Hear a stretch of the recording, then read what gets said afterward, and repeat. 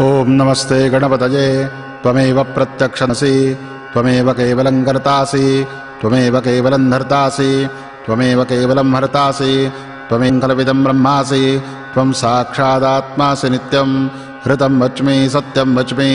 अवत्वं माम् अववक्तारम् अवश्रोतारम् अवधातारम् अवधातारम् अवानुजानमवशिष्यम् अवपश्चात्तात् अवपुरस्तात् अवोत्तरात्तात् अवदक्षिणात्तात् अवचोर्ध्वात्तात् आत्तात् सर्वतो मां पाहि पाहि समन्तात् त्वं वाङ्मयस्त्वं जन्मयः त्वमानन्दवस्त्वं ब्रह्ममयः त्वं सच्चिदानन्दाद्वितीयोऽसि त्वं प्रत्यक्षं ब्रह्मासि त्वं ज्ञानमयो विज्ञानमयोऽसि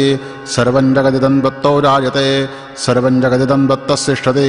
सर्वं जगदिदं त्वयि लयमेष्यति सर्वं जगदिदं त्वयि प्रत्येति त्वं भूमिरापो नलो निलो नभः त्वं चत्वारि वाक्पदानि त्वं गुणत्रयातीतः त्वं देहत्रयातीतः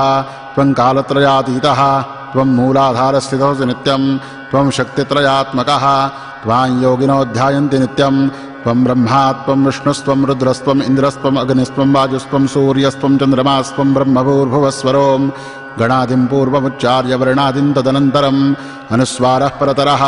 अर्धेन्दुलं तारेण रुद्धम् एतत्तव मनस्वरूपं गकारः पूर्वरूपम् अकारो मध्यमरूपम् अनुस्वारश्चान्त्यरूपम् बिन्दुरुत्तररूपम् नादस्सन्धानं संहितासन्धिः सैषा गणेशविद्या गणकऋषिः निचरुद्गायत्री छन्दः गणपतिर्देवता ॐ गं गणपतये नमः एकदन्ताय विद्महे वक्रतुण्डाय धीमहि तन्नो दन्तिः प्रचोदयात् एकदन्तं चतुर्हस्तं पाशमङ्कुशधारिणं रदं च वरदं हस्तैर्बिभ्राणं मूषकध्वजं रक्तं लम्बोदरं शूर्पकर्णकं रक्तवाससं रक्तगन्धानुरुक्ताङ्गं रक्तपुष्पैः सुपूजितं भक्तानुकम्पिनं देवं जगत्कारणमच्युतम् आविर्भूतं च सृष्ट्यादौ प्रकृतेः पुरुषात् परम् एवं ध्यायति यो नित्यं स योगी योगिनां वरः नमो व्रातपतये नमो गणपतये नमः प्रमथपतये नमस्ते अस्तु लम्बोदराय